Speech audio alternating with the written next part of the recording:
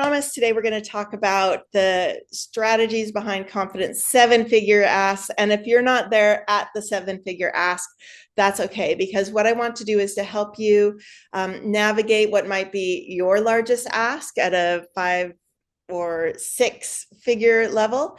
And really, it's about how we're thinking about working with major gift donors now, however they're described within your organization. And the donors that we are working with that have made larger gifts to organizations sometimes have expectations and ways that they work that we want to be able to meet. I talk a lot about meeting donors where they're at. So how much they want to come forward and be connected or remain a little bit at arm's length, that's okay. How much they want to be connecting with, sharing their values with you, etc. So that's really what we're working with. And if you're looking forward to making some of those big gifts, this is what I want to help you navigate and have the confidence to do this year. I'm Beth Ann Locke, and I love to help fundraisers do an excellent job working with major gift donors. There's so much money that is out in the world that people actually want to put to use to make important changes, to live their values, to change a wrong that they had. Your dad died of cancer, you want to be able to support cancer research. So that's what my mission right now is. Vaccine. So you're aiming for large gifts, and all of us are. We can usually ask for the gift we asked for last year, and for major gift donors, sometimes that's fine because the leaps they tend to take for an increased gift are at the $5,000 and $10,000 level. But sometimes we're finding that the donors aren't engaging. You second guess yourself, and Lord knows I have done that. Is this the right amount? Is this the right time to ask them? Can they go up that far? I heard something about them. Or you feel the need to rush the ask. And I find, especially in this era of high pressure on fundraisers, and especially major gift fundraisers, to get the ask in, we can end up leaning toward transactional fundraising, which generally does not feel good for the donors and doesn't help build the relationships that we want to do. So missed opportunities are one of the biggest challenges we have as fundraisers. And I've had board members introduce me to somebody. I've reached out to them, nothing happens. The next thing you know, I've at least done the outreach. And next thing you know, I hear there's a big gift going to another organization. Literally had that happen with the $10 million gift when I was at the university. But we hadn't been able to establish a strong relationship. Or the donor relationship's kind of cool. This often happens when we get excited about chasing new donors or the big donor, and we tend to let our other work slide, our stewardship and cultivation work. And donors can just be excited to support something else that intersects with their values. And also, we can just have wasted time, energy, and momentum. I'm sure you're not like this, but I know there are times when I've sort of beat myself up over missing an opportunity with the donor or not getting to them in a timely manner as I hoped, or presenting the materials. When we do that, when we kind of get wrapped up in not doing it right, that is when we can really shoot ourselves in the foot with our activities. And it's why it helps if we're organized in what we're doing. So if you can just imagine, and some of you are doing this, I know some of you have great donor relationships. You're connecting with donors in a meaningful way, a way that is meaningful for the donor. You're asking for gifts with clarity and that feels natural. Because one of those things that when you feel like and then would you like to give a gift of $25,000? That doesn't feel like it's a natural flow of conversation. And finally, it's about closing gifts with confidence and consistency. I'm just going to let these people in.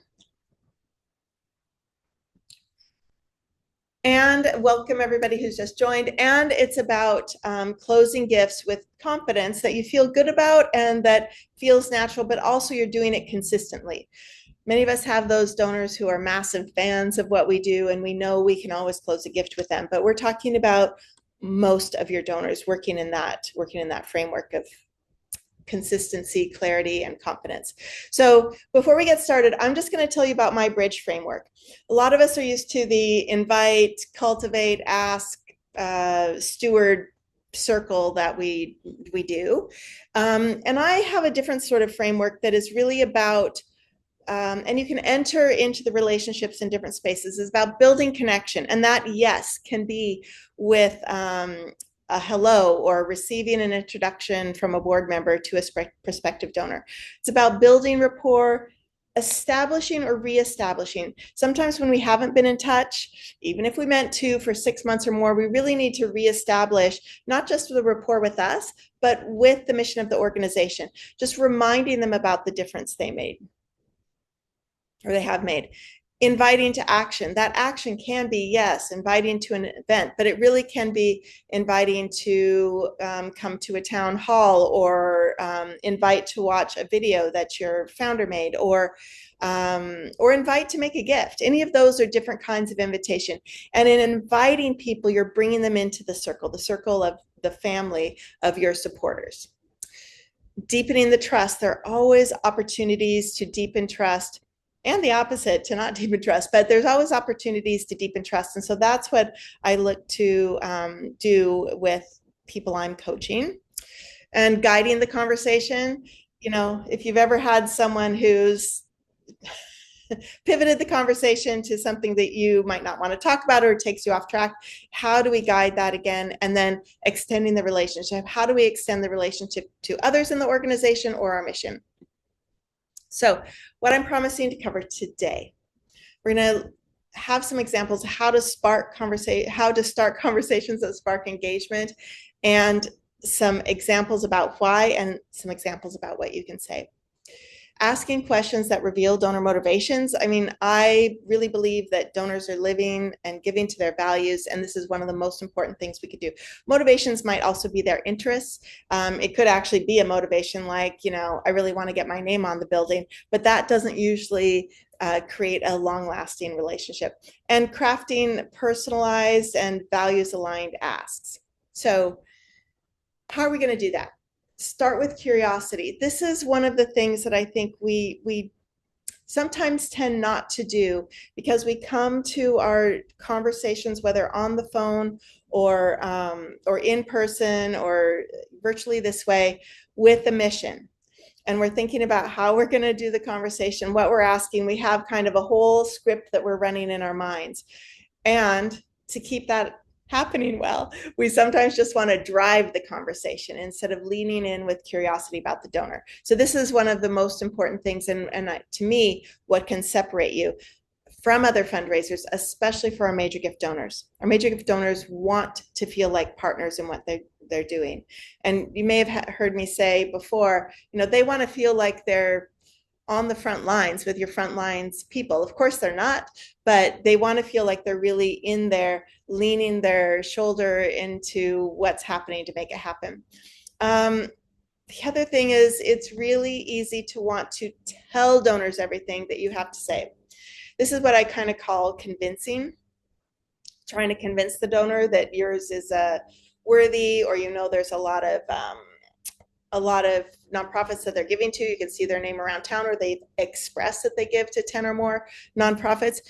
Trying to explain to them and tell them everything there is really more like a bullhorn instead of a conversation, and that's what we want to be having. Honestly, the science behind people enjoying disclosing things, it kind of blows your mind. I read this in a book and I thought, well, people actually are kind of private, and they tend to be private unless they're on a subject that's really important to them, which is, for me, a great place where we can do, you know, leading with curiosity on how we talk about the work we're doing and inviting them to share their feelings. And also, I know there are people, maybe this happens a lot in political fundraising, where we're meeting and the point of this meeting is to get money from you, even if it's our first meeting. So I think that is one way to get money, for sure. It is not the best way to build relationships and create a long-term sustainable relationship with our donors, which is how we usually do not get the most money, as you know, in our first gift, right? So I'm just making sure nobody's chatting. Good. So I also want you to think about extending invitations. So as I said in the framework, extending invitations are all sorts of things, but we're not pitching. Pitchings are for multi-level marketing organizations. We're not there to kind of give them the quick thing. I'm happy if you have a concise way of speaking about the work you do, but we want to be entering into conversations. Unless the person says, I have 5 minutes, please give me your pitch. Or I've also worked with donors who are kind of from the startup world. They do like to get a 3-slide pitch deck. I've done that before, but that is, to me, again, meeting the donor where they are, giving them information the way they can consume it and make a decision later. And I think many of you know, using permission-based language. So this isn't sort of putting yourself in a one-down position. It's really inviting them to say yes or no. And in their yes, you have created another stitch in creating a tighter relationship. So may I share with you a story? Would you feel comfortable sharing about why you started giving here? Those kinds of things. We usually start with why would you, that kind of permission. And finally, we always need to create trust. So this is not the kind of trust where you're going to lay down your life for somebody. It's the kind of trust where they come to depend on your organization. So in general, the trust in institutions, so whether that's government, libraries, military, places of faith, all that has gone down quite drastically over the last 50 years, certainly in North America. And so we want to make sure we're doing things to increase trust in the work we're doing, and that we're able not only to carry it out, but to carry it out well, however that might be defined. I don't always go for efficiency, because efficiency isn't always what we're looking for. I mean, does anybody say they want to have an efficient childbirth? It sounds kind of scary. So how we do our work, efficiency may be one thing, but it also might be doing it well, taking learnings, understanding the cultural context. There are lots of ways where we might do our work well. I really am against transactional fundraising, as you already heard, or using that call center philosophy. And I've had board members who are like, we just got to sit down and dial for dollars. Literally probably had 6 board members from different organizations say that to me. But that isn't, I'm happy to pick up the phone, talk to donors, but that's not where we're really wanting to think about a conversation. So what are some, examples of that? What's inspired you about our work most recently? So not just what inspires you about the work, but bring it into, are they following us? Do they know? They may say, I haven't really kept up on what you're doing recently. We've been traveling, or, I had a new grandchild. So that helps also give them a conversational step. What matters to you most right now? What helps you feel most connected to our mission? So this is a great way to figure out what they enjoy about things like stewardship, events they might be able to attend, etc. And one of my favorites, but I only really do in person, is how did your family do giving when you were growing up? So when I talk about we're sparking engagement, sometimes it's much easier in an in-person because there's an energy going and it's easy to do the back and forth of the conversation. Some people find it more difficult to do that by phone, but just letting a pause and a beat happen to make sure your donors, especially the introverted ones, don't have more to say. That is how you can easily create a back and forth flow that feels more natural. And of course, when we're on video, we can see body language and it's a little bit easier to track. So think about, what can we talk about? Of course, anything new, yes, we have a new program, but if you like where they're giving, sometimes talking too much about a new program might divert their giving. So we want to be careful with that. I also want to talk about questions that reveal their motivations, their values. We sometimes call these discovery calls. So keep centered. So in this way, we want to keep centered on ourselves. So I suggest you think about growing the relationship instead of getting the money. And believe me, I've gone to many, many donor meetings throughout my career with major gift donors where I know I need to leave and secure a gift. Like, not only have I heard things like, that should be an easy one, And you never know what the donor is going to be having on their plate. That should be an easy one. I'm not sure why I hope you come back with more than that. I've heard that as well. So, but we really want to have the donors be partners, or prospective donors be partners in the work, not just ATMs. I I think the comment, "Can I count on you this year?" really takes them away from sharing in the work and just makes them be about the money. And that just doesn't feel good to people. They want to be partners, not ATMs. I've talked about that a lot over my career because it's easy to just do the ATM language. Again, we're not here in the major gift work. It's not like direct mail, direct marketing, social media asks. These are where we're having conversations with people who are giving, usually asset based. Sometimes it's on a credit card, but a lot of people are wanting to do something more and also get more information about what's happening with their gift. So think about, the things that matter to me. If I had $1 million to give, where would I be wanting to put that? What would I start gravitating and what would I want to know about it? So that's the mindset you need to get into. I have no problem asking people about where they like to make impact. What's most important to you? What's most important about what's going on in the world right now? Of course, that can be a complicated conversation, but you might say, I know because you're giving to the SPCA that our work is important to you. What's most important about supporting animals who have no voice? Something like that is a way to talk about that.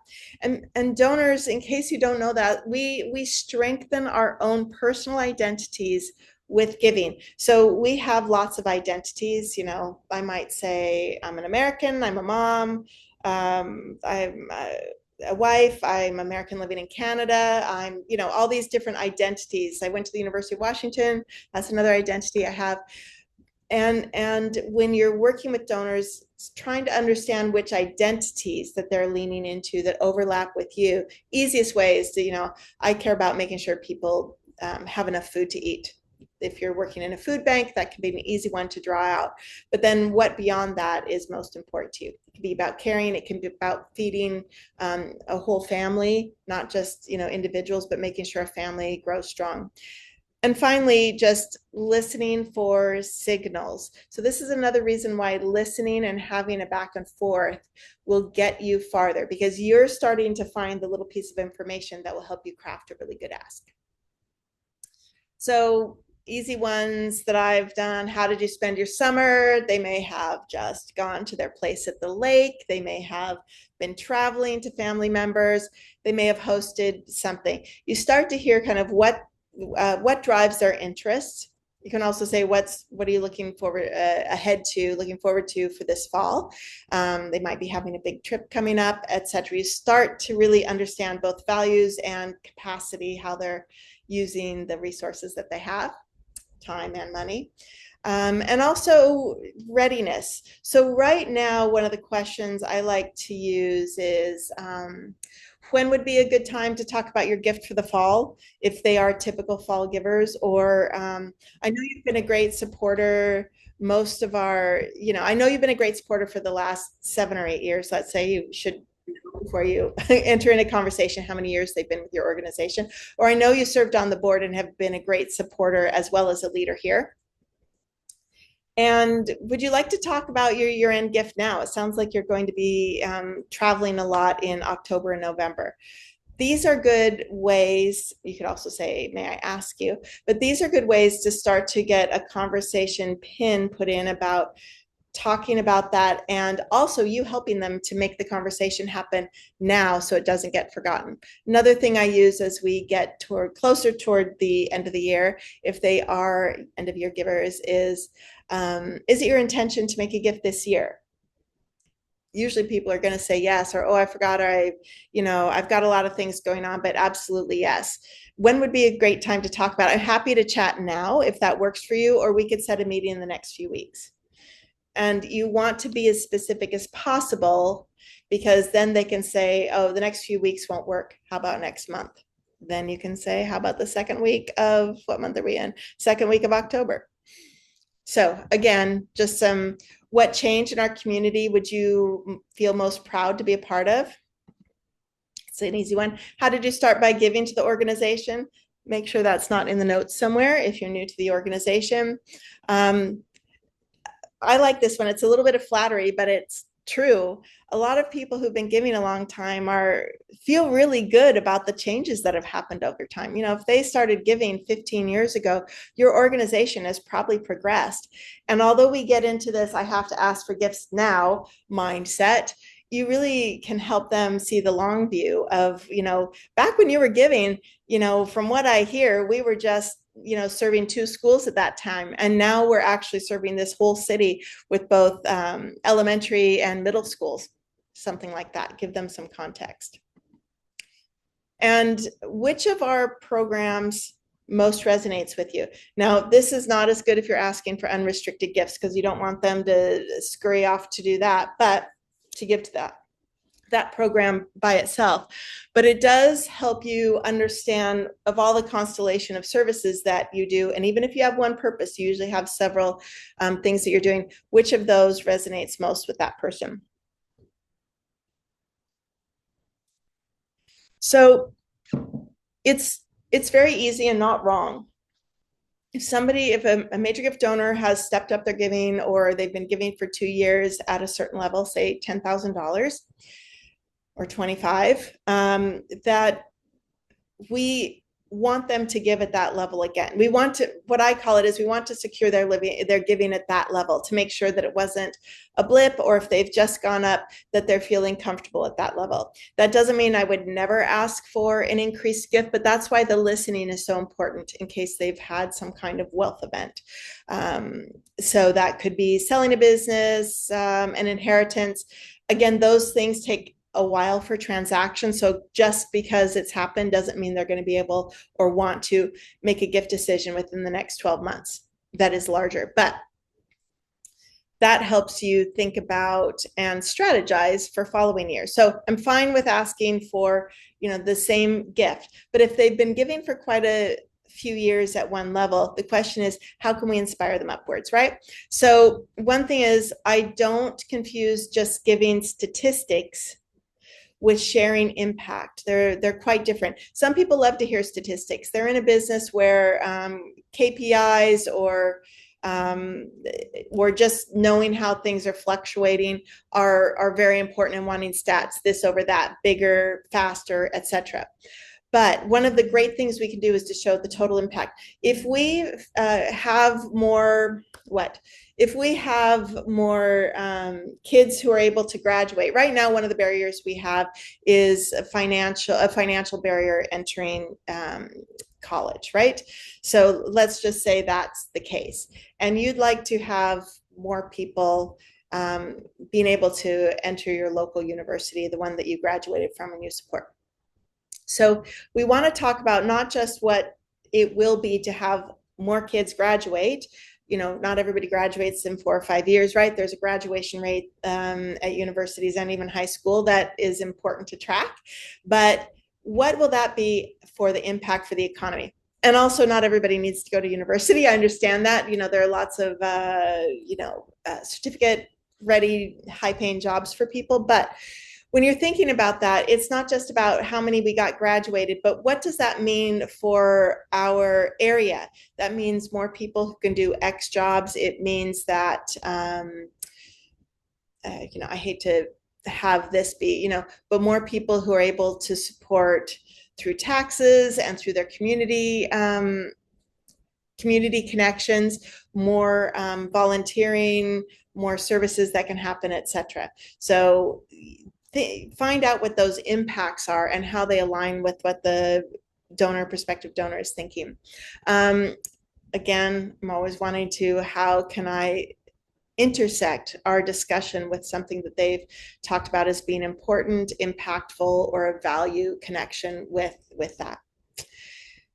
The truth is that 1 year's gift won't solve many of the problems we have in society. That's just a fact. We can just think about homelessness or people being hungry, those things have been around with us for a very long time. So that's another reason we want to talk about the impact and the multiplier effect of solving some problems more quickly. We can think back to the time when it was the 2020/pandemic era, when there were a lot of people out of work. What could we do? Yes, there were a lot of problems we could solve quickly through giving, but there were other things that were more entrenched. So don't just give them the idea that the problem is going to be solved this year unless you're actually solving the problem, but how they're helping multiply and do better for over time. Yes, share those outcomes that you want to do, but you can also craft an ask like this, knowing what the ask range is letting them know the total project cost. Would you like to ensure that the arts program begins with an initial gift of $100,000? Let's say that that's what you're asking for. That would be a way to both show them what the total that they're giving, and starting the program gives them you guys a chance to launch it and have more kids come on over time, or adults. And your ask should be as the next step in the conversation. So for me, that is about thanks, Amy. For me, that is creating a conversation. Again, sometimes donors are super chatty, or their personality jives with yours just perfectly and we get along really well. And other times we're with people that we just don't fit together as well in terms of conversation, or maybe they are preoccupied with something, and so the conversation doesn't flow as it usually or typically does if you've met with them before. So when I have those times, if the conversation, well, first of all, we always check in, do you still have, if we're meeting in person or on the phone, do you still have time to talk? That's one of the questions I ask, and making sure that it's flowing. If you feel like the person is completely preoccupied, something's, oh, well, my mom's had a fall and I'm worried about her in the hospital. Even if you would like to have the conversation right then, the most polite thing to do is, can I come back another time, maybe even next week? It's better that the donor is in a good space of mind so you can have that back and forth flow. And again, leading with curiosity. So we're sitting here and I'm excited to share some things with you about the blah blah program, the Opportunity Project. But tell me, what have you been thinking about recently, and have you thought about how your gift to the Opportunity Project has really supported things? Just share with me a little bit about what's on your mind. That kind of thing lets them share something with you so you can see where their conversation in their mind is and find those conversation hooks so you can have a good back and forth. So let's pretend we're working on a personalized ask. So you already know they care about housing. There's a crisis of housing practically in every community right now. You want to make sure they give to the food bank because they're people that are hurting and can't feed their families. And they actually really care about daycare. Their working parents have so many financial pressures that there aren't good daycare options. The mission of your organization is after school programs. The after school program helps kids that are in school and don't need sort of full-time daycare, but they have parents who are working full-time. Also, that you not only have sort of educational enrichments, you do arts enrichments, because that things like that are cut. So you do some of that, and there's a snack at, say, I don't know, 3 o'clock, 3:30 for the kids. So you do a little bit as well in the food area. So what you might think about when you're crafting your ask, we're doing after school programs, and we've really been in our county, your county might be large. We've been working on the east side, and we've been working in, you might not have 2 school districts, but we're working in the such and such neighborhood of this school district. And we've been working with 4 elementary schools and 1 middle school. And it's been really great. We're ready to launch into a new neighborhood, and we'd love to ask you to consider an additional gift this year to support that. So then I would typically just pause to hear what they said about that. So this part, would you consider an additional gift to this year to support. And so many fundraisers say our growth, because your program people are very proud. Your ED loves to talk about how you're growing. Donors are not interested in investing in your growth. They're interested in supporting children with working parents for after school program, for a safe place to be, for additional enrichment. And we do the arts because we know a lot of arts programs have been done. And, we know that not everybody's, they're getting a great meal at school, but they might not have a full meal when they get home. So we do have a substantial snack program for kids too. Just that. And then, yes, you do have a stat. We estimate that this project is going to help 130 more children. So some of you hate to give a number because 130 might not feel like a lot. But that's what we're estimating, and we come into that new. And I don't think that's very much. Well, actually, what we kind of on average, what we're working with, depending on the school, is between 100 and 175 kids. So that's why we're estimating right in the middle. If we have more kids, that would be great. We want to help parents and children have best outcomes, reach their highest level of achievement, however else you talk about that. So this one seems quite obvious, but you also, I think, who's here from AWF? You're thinking about, they care about no poaching, or they care about making sure there's biodiversity in Africa, or I care about leopards, wherever they're coming from. You want to make sure you're sharing information, understanding that they're giving to this. And I know many times we're trying to get an unrestricted gift on top of if they're giving to projects. I find asking them to give a percentage. So if they're giving a $10,000 gift, I might ask if they'd consider this year supporting our ability to do work wherever it's needed most. Money that helps us be nimble. And this is in our unrestricted program. I like to have it be another name instead of our, unrestricted giving does not sound like it's doing anything. It just sounds, it's an internal name, not an external name. So think about what you might, I've had that be the President's Fund. I've had that be the Opportunity Fund. I've had that be a lot of different things. So think about what you might name it in terms of speaking to donors. So some things you can stop doing, we've talked about a little bit. Stop leading with urgency. Everybody this year is quite urgent. I mean, we only need to think about national parks, public media, public radio, public TV. There are a lot of people already coming, and we get these letters here. I beg you to give more this year. That is not a reason. That is not a reason, and it doesn't respect the donor as somebody who actually is invested emotionally and financially into your work. So again, lead with connection, history of their giving, history of their connection to the organization, etc.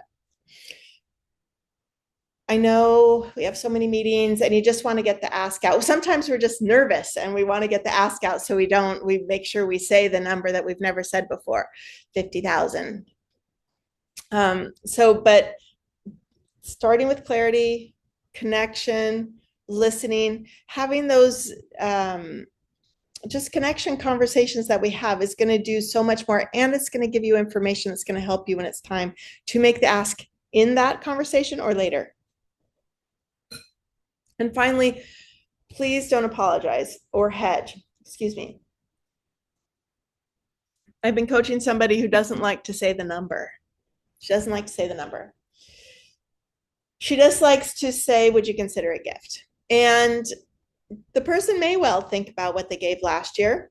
They may know what they gave last year, but you need to provide the footholds for the donor to climb in and be a stronger member or giving higher in your organization. That is what you do. Can you inspire them higher?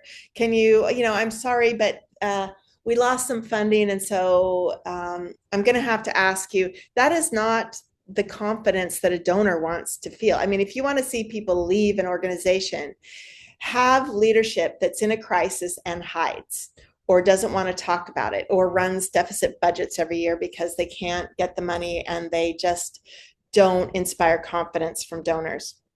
That's not the way, that's honestly not the way to go. So boldly, that doesn't mean brashly. I know you gave 25,000 last year. Would you give 50 this year? You really need to have that reason to give, but also be confident. Take the pride of your organization, put it on like a jacket and wear it. Because if your organization is doing good work that you believe in, there is absolutely no reason not to be confident. So I'm just going to talk a little bit about my first $1 million gift. I was kind of new to the organization, like first 6 months, and we had a donor who we were going to go secure them from $10,000 donor to $25,000 donor. And this person had like marriage relationships to somebody who was extremely wealthy. His wife's father was super, super wealthy. And so we kind of thought that the connection there was with this fellow. Or, you know, like that was somebody he was admiring and reaching up to, and who was part of the what we called the Alexis de Tocqueville Society. So we were sitting down. I'd had some phone conversations with them before, but my boss wanted to come because she had, you know, she was kind of handing off the relationship to me. And so he said a few interesting things. You know, we're not those people who just raise a $10,000 paddle and then have nothing to do with the organization, that don't get involved. I was like, well, that's an interesting thing to say, because at many places I've worked, that is the highest level of paddle raise, right? So we get excited about that. And then he kept referring to someone who'd been his mentor. That guy's name was John Meisenbach. So John, he referred a lot to John Meisenbach. Now, this family that he married into, he told me once that he almost lost his way as a teenager. He'd said that kind of in passing, and it was on the phone, so I wasn't going to be like, oh, what happened there? And the family that he married into, actually, he was really good friends with the brothers as well, and actually used to sometimes stay there because his family life was not good. He used to like stay there for a week or two at a time. So I was kind of knowing all this and linking all this, and them talking about how they'd had a wealth event, which we all knew about, received part of a business that had been sold, the money from that business, and wanted to create a family foundation. For me, these were really obvious treasure map, dotted lines to find the big X. So I started to think, well, John Meisenbach is part of the $1 Million Roundtable that we have at United Way. I wonder if he'd be actually interested in this. He was talking about Alexis de Tocqueville at the 25K level, but also talking about this impact that he and his wife wanted to make. So, I mean, I wasn't sure if my boss would like this because, you know, I wasn't piping up all the time in this conversation. So I simply said, his name was John as well. John, you know, have you considered joining the $1 Million Roundtable? I think that sounds like where you would be able to make great impact in our community, both through United Way and through the giving that you want to do to this organization that ostensibly they'd been mostly interested in. And he said, you know what? I think that's what we want to do. I know John's a part of that. So that was how we got to this conversation. It was a 5-year pledge, so there's much more for us to talk about. But when you start, like, that's part of how just calming yourself to look at the donor and make a little plan. Now, we didn't plan to ask for that. That happened in the meeting. And I'd been working with major gift donors, so I, you know, had some sense that sometimes they want to do more but don't know how to go about it. Now, he could have said, are you kidding? Well, $1 million, we don't have that much money. But in fact, they were creating a multi-million-dollar family foundation at that time that we found out later. So that was going to be no problem to do $250,000 a year for them for 5 years. So just that kind of listening and thinking. And if he'd said no, that would have actually been okay. That would have been okay.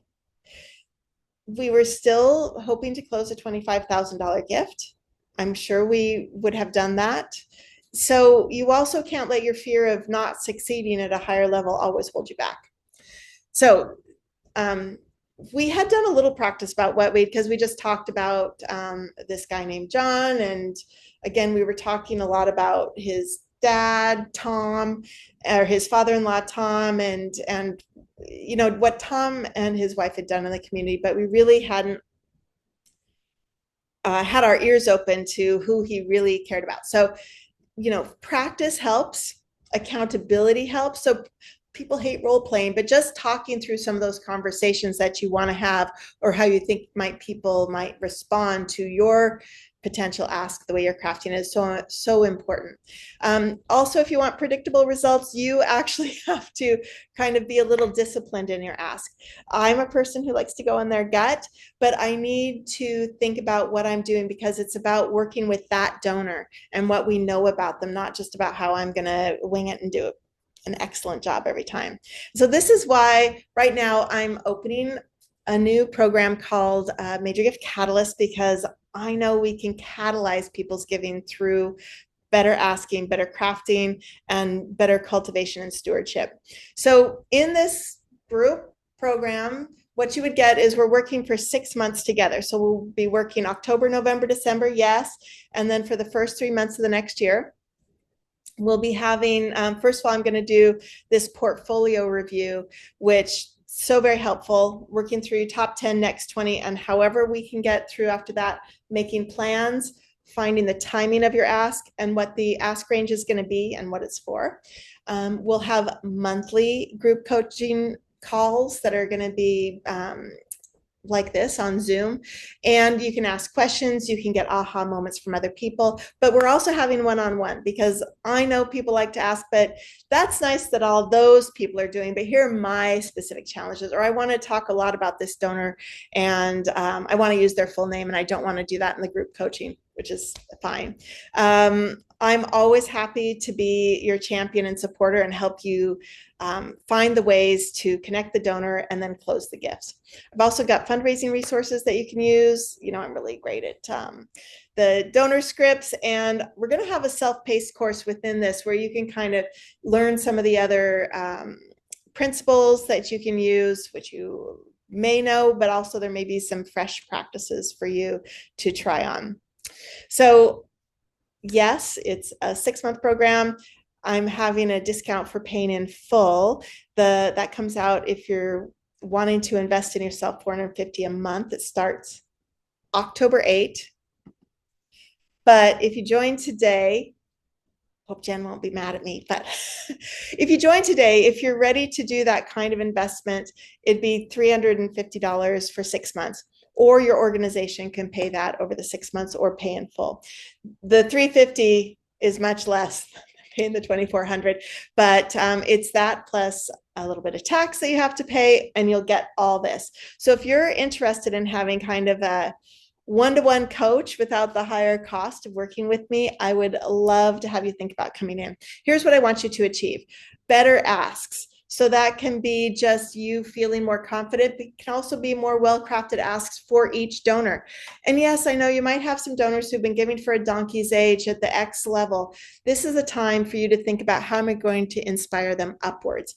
Because there are some donors that we will lose this year for various reasons. They move, they pass away, they fall in love with another organization for some reason and want to shift the transformational giving elsewhere. I want you to be able to work best with your donors and help them be excited about the transformation they're working with in your organization. We like accelerated nurturing. So what can you do that's most effective? And I talk about a repeatable system, but we're not talking about parroting the same thing every time.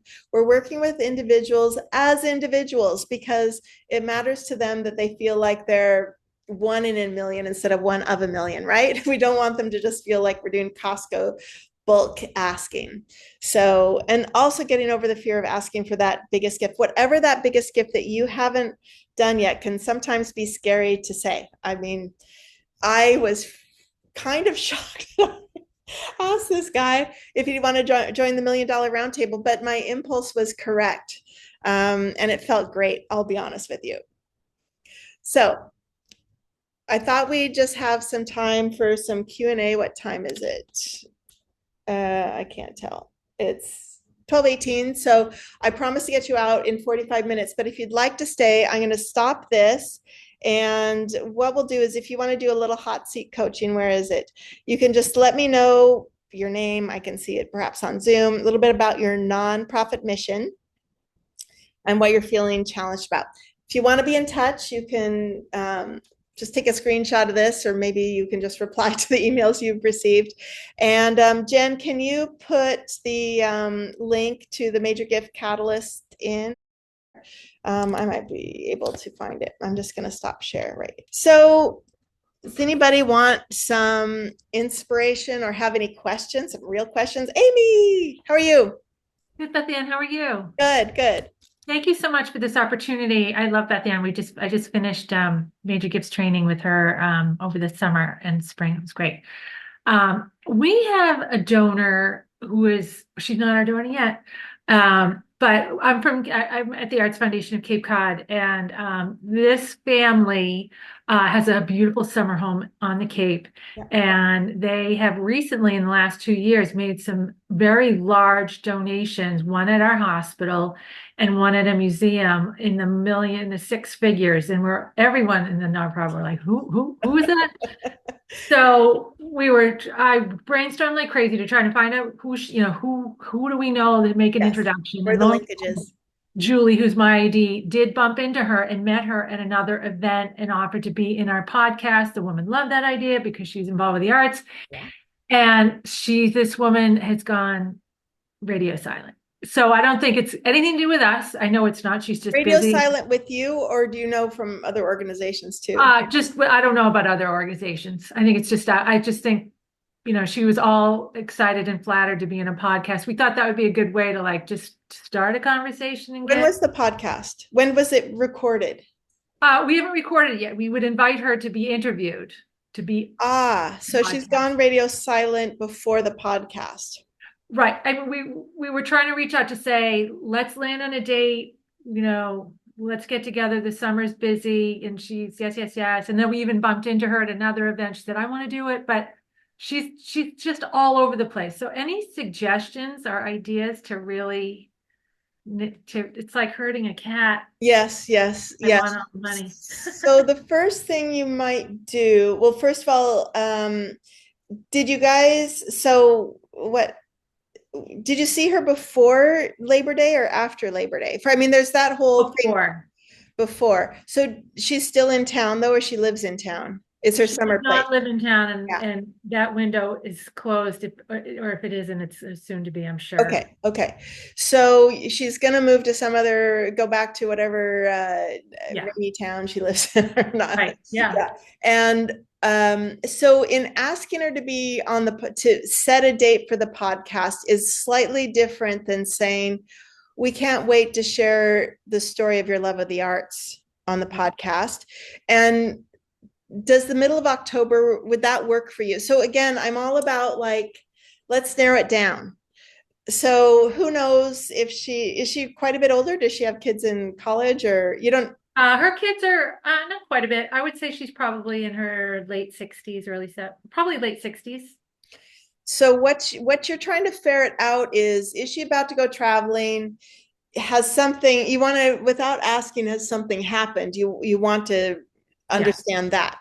So again, instead of we'd like to have you on the podcast, which is not about her, it sounds like you guys are trying to fill a spot, whether you are or not, but you're sharing your story about your love of arts, that you want to appeal to what's important to her. So what are the other organizations she's supporting?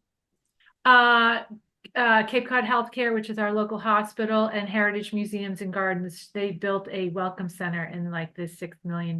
Right. But did you Google her name for wherever she lives? Where does she live the other Yes. I have all the intel on her. So she gives where she lives as well. She does. Okay.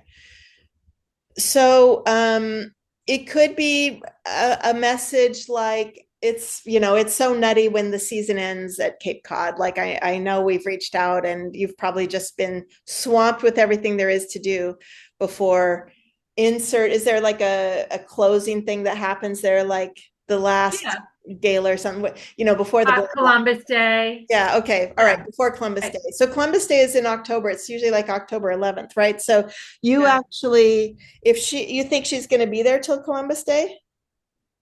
I'm I just have no idea. asking. No idea. Okay, so I know it's really busy until Columbus Day. Would it be better to do something so that the like 20th and 27th are weeks that are at the end of October? I'd put something like that because you're narrowing, or would the end last 2 weeks of October be better? Because you've Right. And the other mentioned, thing is like before the holidays, before November sets in, I feel like it's maybe we can use that angle. Like, that way we have all of October. yes, yes, you can. If you're using the thing before Columbus Day, I think you want to see if you can snag her in October, is what I'm Yeah. saying. Yeah. Everything, that's part of the challenge, is everything slides. And then all of a sudden, here comes after Thanksgiving, I and you know. have all these people who I'll Yeah. talk to after Thanksgiving, and you're running around, Right. make 1,000 phone calls. So I would try to see if she's available in October. Okay. She'll say no if she isn't.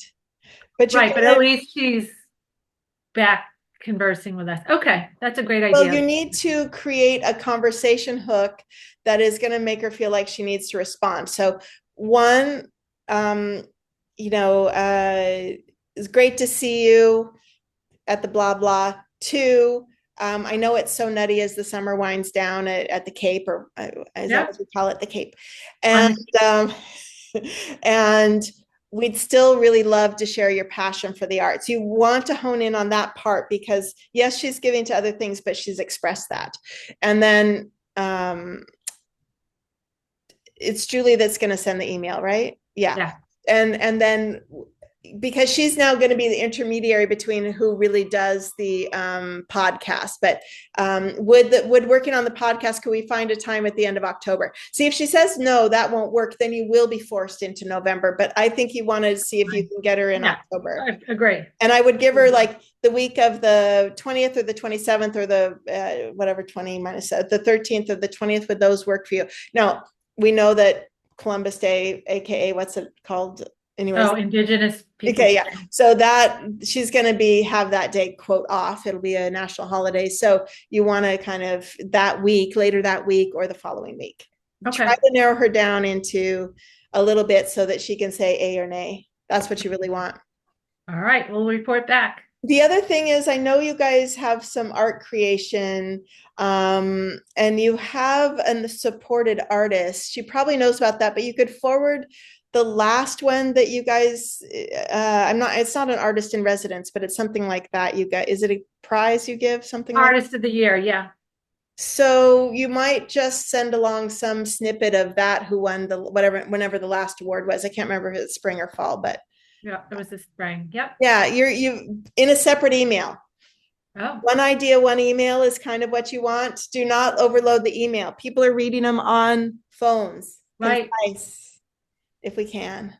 Agree. Okay, I know I reached out, but I just wanted to, I'd have in the subject, artist name, last name, prize winner, and then just say, oh, I just wanted to share with you something new about, you know, Frank Lloyd Wright or whoever it was. That's an architect.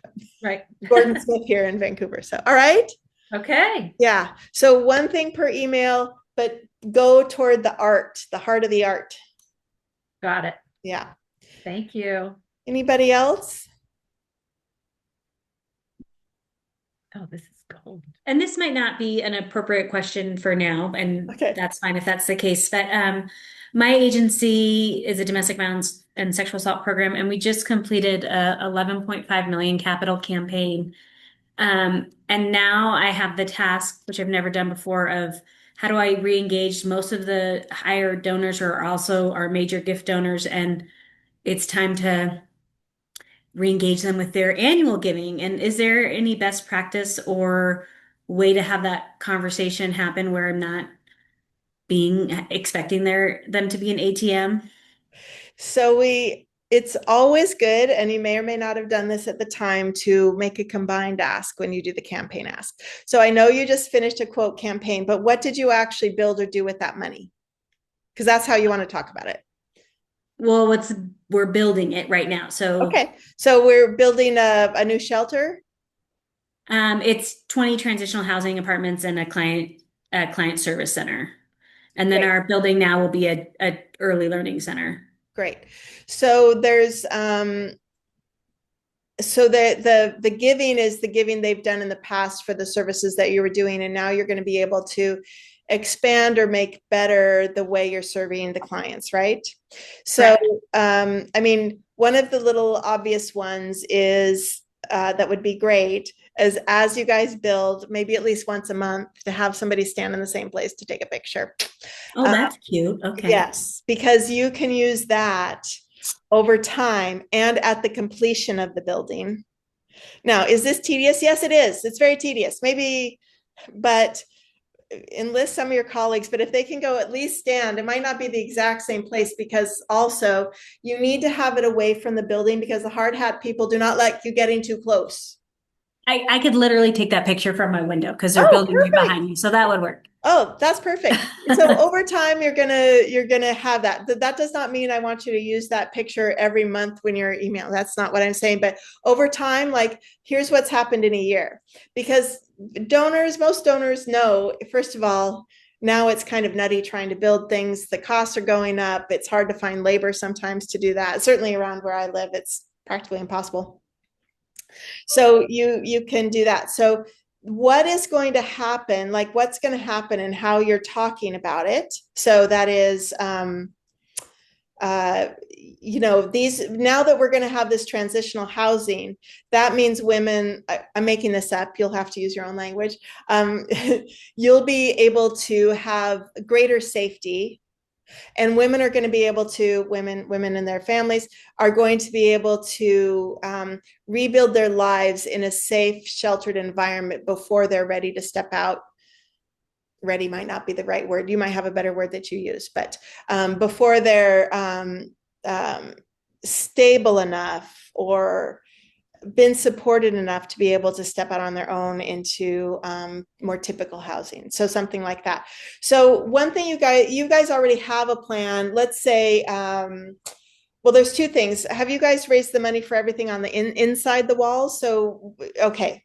Then what I would do is, let's say, who's your donor that is on your mind right now? Just give me the first names. Is it It's a couple, Betsy. Betsy. Okay, so Betsy, let's say Betsy did $1 million. I don't know what she did, but let's just pretend she's one of the bigger donors. She is. Oh, okay. And so you've already done good stewardship about closing. Did you guys have a little celebration to close the campaign? We did. I don't think they came though. That's okay. So was that a little while ago, like 2 months ago? We've had a couple. So we had one when we raised the money, and that was very successful. Lots of great interaction. Yes. And then we had like a groundbreaking that was 2 months ago. Yes. So now I need to ask for an end of year gift. Yeah. So I'll be honest with, when I was at United Way, we had a lot of super wealthy donors, and they never wanted to come into any of our events because, you know what? Howard Schultz, who ran Starbucks, doesn't want to be with regular Joes who give 100,000. So I find that the higher donor they are, the less they're wanting to go to those sort of what I would call group events. And you guys might just invite them, you know, not saying, I know you didn't come to the other events, but the executive director or president or whoever you got happening there, we'd really just like to have a little thank you tea. Or even taking them out to lunch. I find donors are less liking that. As I told somebody yesterday, they feel trapped. They feel trapped being with you or the executive director, and it might be boring. So people just, I used to have 2 coffees in the morning, 2 in the afternoon. Nobody would do anything over lunchtime. They didn't want to sit down and eat with me. So think about something that either you go to their house. I'm not saying you take a bottle of champagne because that might not be appropriate, but you take them a type of gift that might be, it might even be something that you guys leave for the women. So I usually, or often, I shouldn't say, from my experience, there's often in shelters a little welcome thing with a toiletry kit. And maybe if there's a child, you have a little stuffed animal or something like that. You guys could use the same basket or whatever you hold it in, but put something that they would like, but in it also a thank you card. You know, we usually use these baskets to welcome people who are in really the most fearful times of their lives. And we wanted to just say thank you. So one thing I like to do is to take things that are native to the work we're doing, and bring it to the donors in a different way. So yes, a bottle of champagne would be nice, but these people buy their own really expensive champagne. Like, if you bring some kind of, not that they'll judge you, but that's why I don't like to try to match what they're doing. I like to do something that's authentic and organic to the work we're doing. So for someone like that, who's high donor giver, you haven't been able to engage, I would do something like that. And then there could be your someone important in your organization. And you could have two people go, but would then kind of talk about, your gift was such an important step, but then what we're looking forward to is X once this is complete. And most donors, unless they've only come in as capital supporters, and there are some people who just like to support capital projects around town. That's how they like to make their impact. I would say something, I would not at that meeting, at a thank you meeting, that is only for thanking. But then you could ask them, it could be you if you're the fundraiser, or it could be a follow-up from a board chair, or the ED is, we'd really like to count on your gift. We know that your support over the last 10 years has been so important to get us to where we are today. You could even say over that amount of time for the last 7 years, I don't know, hopefully you guys have a rough number. We've helped almost X number of women and men. There could be older people. I don't know who you're serving, kids, families, however you enumerate people. I would let them know over that time we've served approximately X families or women and their children. And now we're looking forward because of that to do more. So love the gift. Would also like to talk to you about renewing your annual support. I don't like calling it annual support but you're in that mind frame to continue. You're standing next to the women whose names and faces we can really never share with you, but they know that there are people who want to steadfastly be there for what is, many of them have actually been in worse situations at the moment of abuse, but the scariest thing is stepping away from that abuse. That is sometimes the scariest part, right? Leave pet behind or whatever. And the most dangerous, just yes, exactly. Information. So exactly. So the language that you, not to smear it all with like tragedy, but in fact, women that know that there is somewhere, even if they don't access it, can feel a string of hope that they can grab onto sometimes. And then when they're ready, they can make that step away, right? Yes, and another question I have is, so these are they're savvy donors. Yes. And I'm wondering at what point do I just they know that we still need the, biannual Do support. you need it, or do the people you serve need it? I ask. The community and the victims of abuse and the children. Yes. And the pets really need it. So they might know it, but you still need to do the duty of inspiring to make that gift. So usually what we'd want to do is ask someone, would you consider $1 million gift, like however that long conversation happened, as well as continuing your support that you've given each year. So if that happened in the ask, then you have no problem. You might be wondering, well, when do we enter in to be able to close the gift for this fiscal year end, which is December 31? Like, is that the thing you're thinking? How do I close this? Yeah, because we did, when we made our original ask, we did also include, will you also commit to the annual giving? And this particular couple, and this is wonderful, they just checked the box of $1 million. Okay, so you're not but sure. But I know that they've been, annual givers for the last 5 years as well. So I think I really like your idea of the bringing something unique to the advocates and sharing it with them. And I think it'll work. I just wanted to make sure that I wasn't totally misstepping by. And again, is it your intent?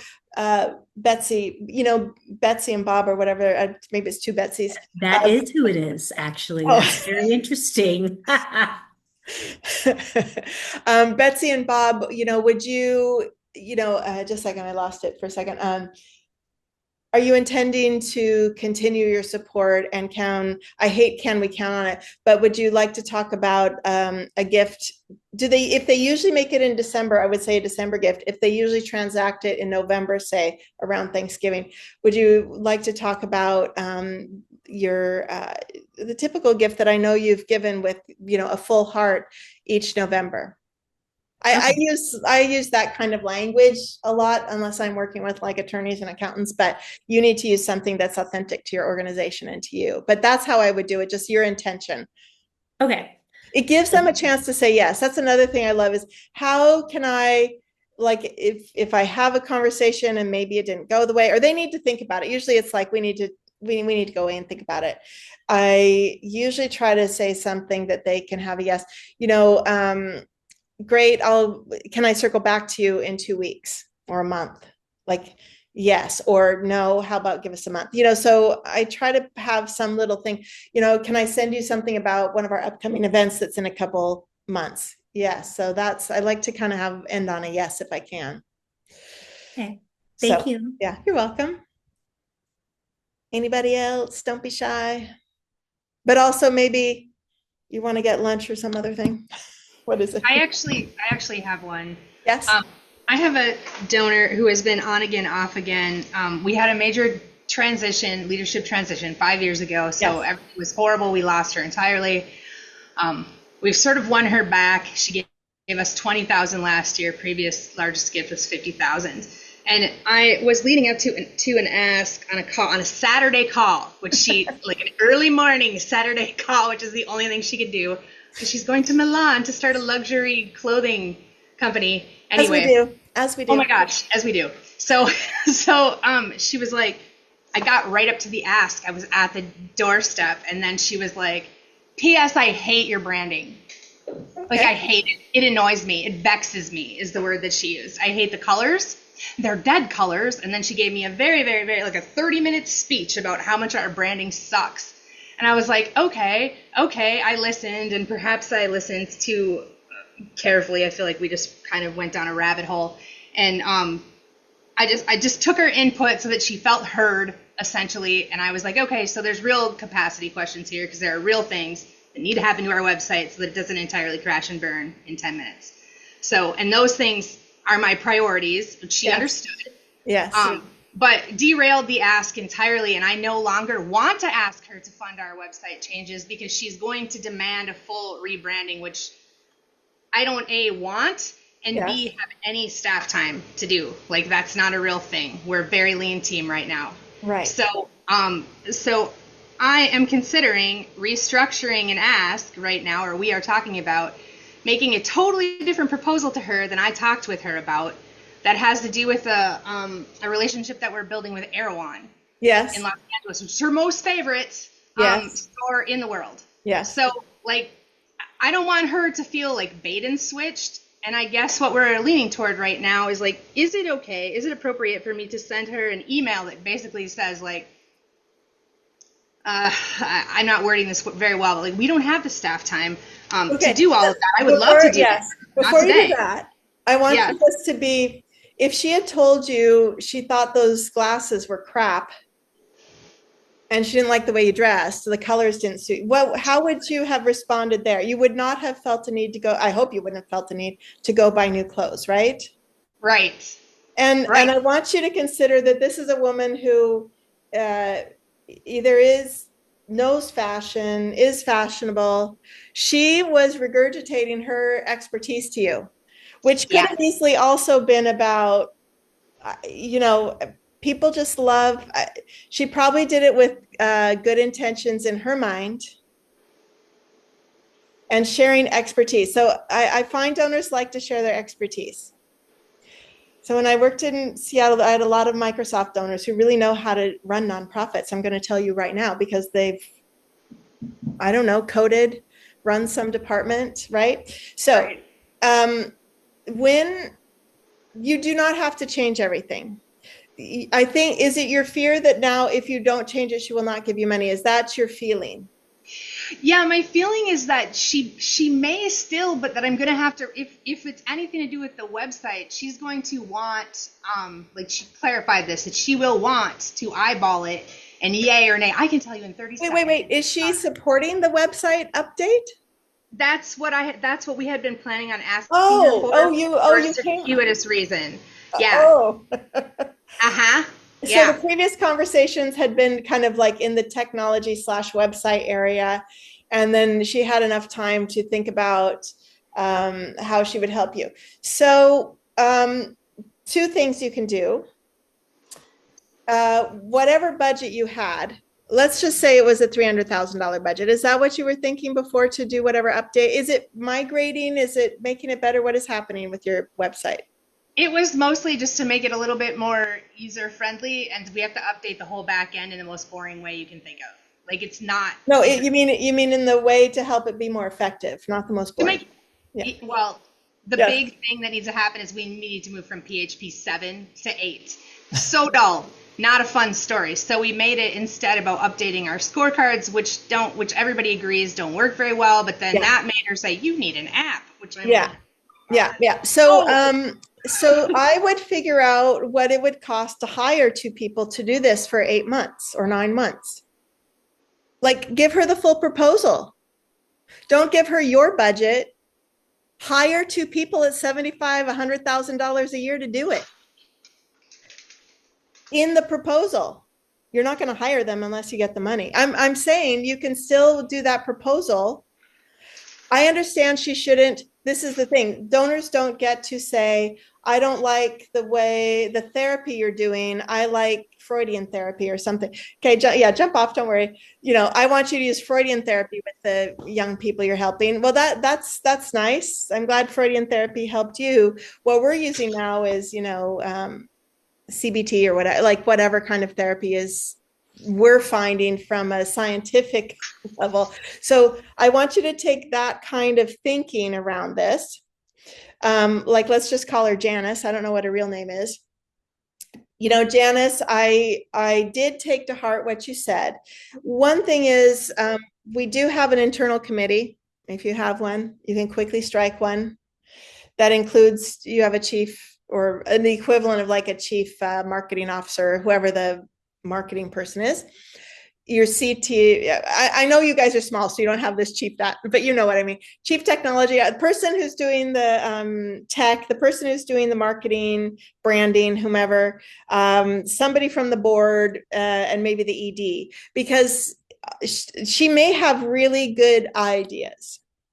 But what sells for clothing, I'm just going to suggest, may not be what you're doing. The other thing is, I really loved hearing your suggestions because I know you're knowledgeable in this area. What's actually, don't say actually, one of the most important things for cornucopia, though, is not how we look, but how we, so cornucopia is, if I recall correctly, you guys do things like, it's not just more organic food, right? I can't quite recall it. It's organic, but it's like we're an organic watchdog. Yeah, that's right. So it's really stepping in, not just to be a watchdog over, people who are growing, but really to give tools for consumers, because we know that health begins at really the most cellular level. I know this isn't the language that you use totally, but at the cellular level. So we want to help people shop to be able to care for themselves, be stronger, blah, blah, blah, blah. And so many of us come to us not because of the branding, but for the health. They come for us not because we have an app, though that may be something we aspire to later, but because they know what we're doing is science-based. They know what we're doing is to provide tools that they can access quickly to understand blah, blah, blah at the grocery store level. That's what I recall. And so, yes. So you guys are talking like that. So this is, I'd like to get my daughter in a prom dress, but really she wants to learn about science and math so she can be an engineering student in underwater development of, communities, whatever. So, the thing is, if you submit a proposal that is not about what you've spoken about, That will be a surprise. We don't like to make our donors victims of our proposals, but rather partners in our conversations, right? So we don't want to do a jump scare. So I think you could just cost out, you could, I don't know if you have a trusted person, you could, if we had to have somebody working, I wouldn't say a year because it probably won't take a year, but I would, maybe we would need 2 people doing the PH7, one person doing that and another person, yes, doing some of the functionality and the user interface. Absolutely. We believe in good user interface, but your mission is actually X. So, I'm happy to look over the beginning of the proposal or what the email is going to the proposal, what you're wanting to lead with. We had a great conversation and it really made me think I needed to think possibly bigger. And so my original proposal, was just thinking a little bit small about doing the back end, but we really could think about user interface and blah, blah too. I would not even address the colors. But wow, great idea to do the user interface. So we did cost out what it would be to, hire people. Now, she could come back with, my stepson Jared actually does website stuff, right? I mean, this can happen.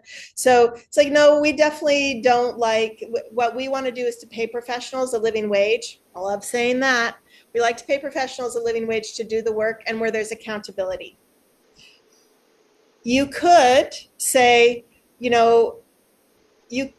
like, I don't know how many times you get to be in front of her. You could do that. You could also say, we also had another, I know you were really interested in this project. Did you guys bring it to her or was she interested on her own and then you guys puffed it up?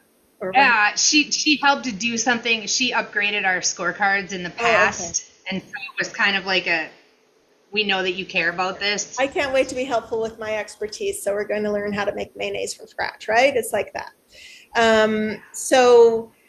But I know you really care about other stuff. We also could do something that is a little bit off the tech and move to something, I don't know, that doesn't feel very good to me, but I think you could present that to her, give her some time to think about it. My guess is that she's going to have not an argument about it, but something to say about it. And so you are just going to nod. But one of the things that, we actually just don't let people who are supporters really drive that, because what the most important thing we drive is our work around organics. You just have to come back to the mission. It's just like the woman from the shelter, like you wouldn't be like, well, they need more comfortable bedding. So I'd love to figure out how we can cut a deal with Sealy Serta, blah, blah, blah, right? It's helping stay on the mission, and user interface may be important. And lots of people do have apps and they're quick to do. But right now, that is a step we might have in the future. But right now we need to do X and Y. And we'd like to take that chunk first. So talk about not, swallowing the whole frog or biting, however much you need to do.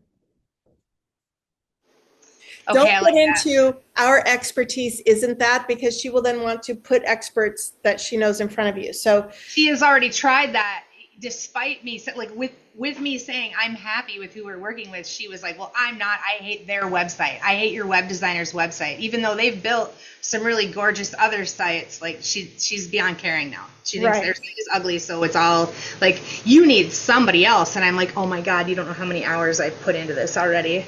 Yeah. Well, don't come from that, because don't come from the sunk cost thing, but come from the work you're doing, and that there's a good, we also want good interface, but what we're not is a company that is about the look and the look of the brand. We're about the doing, the action. That's not an elegant way to talk about it exactly, but we're about the impact we can make so people can quickly find the organic food without the additives. So there are people, with true health concerns that need to be able to. Now she's going to be like, that's why you need an app. We're going to do one step at a time. As a nonprofit, we need to marshal our resources. But once we get this project done, if you would like to support it, we can look ahead to a next project, because of course we want more money from you. Listen, she has a passion about brand colors. She has a passion, but we're not a shopping place. But if you say we're not a shopping place, see, she's already got 100 different ways to flummox your conversation. So for me, the best, I can hear it. The best way, and she wants to do something, right? She wants to be important in your organization and share her expertise. Like, but we, the most important, we have for us right now, it's moving the tedious but important work at the back end. And yes, we can do some work. I have a new proposal. I was going to talk to you, but yes, I took it under advisement. I've talked to some of my colleagues. So we would put out, we would put out an RFP and all that, because she is just going to get her hands into anything. If you give her a bowl of peanuts, she'll want to have her hands in that, right? So yeah, keep to your mission. We can't have mission drift. Do you know what mission drift is? Oh, I'm very familiar. This woman would love to drift us out. Yes. And I mean, we can't have the tail wagging the dog, things like that. But she's coming from that she knows, and you're like, you still think the world is flat, and I'm going to enlighten you. Like, she can't get beyond that thinking. Yeah, and her thing is, I will say one more thing, is that it's like, you need money, and if you want funders like me with money to come, then you've got to but that's mission drift, right? So totally. That's it's true, but sometimes we've had to turn down gifts that aren't mission aligned. If you haven't had to say that before, let this be your first job where you say that. Okay. Yeah, mission alignment. I mean, this is when, a friend of mine worked for Boys and Girls Club in Las Vegas. People are like, we've got a lot of bikes to give away. Well, that's good, but what actually a lot of the kids want is a gift card to buy the thing that they want for Christmas. And this upsets a lot of older people because they got a bike when they were young at Christmas. Yeah. Thank you. Mission drift. It isn't aligned with where we are right now. Do you have a strategic plan? Have you ever made a strategic plan? Yes, but probably not one that anybody else would recognize as a strategic plan. Yes. Our strategic plan has a lot of work around, I think you're doing stuff with grocery stores and stuff like that, right? Yeah. But, and technology is part of that, but that's not our driver. It's kind of a lagging, don't say lagging. It's not our driver, but we do want to have a good interface, but our strategic plan is about X, Y, and Z. Your top 3 things. Okay. Yes. Thank you. It's been so nice to talk to you, Esmeralda, and I really appreciate your insights. Honestly, we do. It really made us think. And so I brought a new proposal, but, you need to introduce the mission focus first in that conversation, not after she's had a discussion with you, because you basically are going to need to take her off the diversion road, the scenic route, into the one that's going to get you guys to what matters most. And read your mission. I forget what your mission is, but your mission isn't about making it easier to, I don't know. Right, organic label that we can all trust and helping consumers find the food that they. So she's going to land on the helping consumers. Okay, so just be ready for it. Anybody else? I know it's late now. It's been an hour and a half. I should go. All right. Well, thanks for joining us. I know some people had to hop off. I also am feeling a little hungry now because it's 1:00. All right. We'll talk to you later.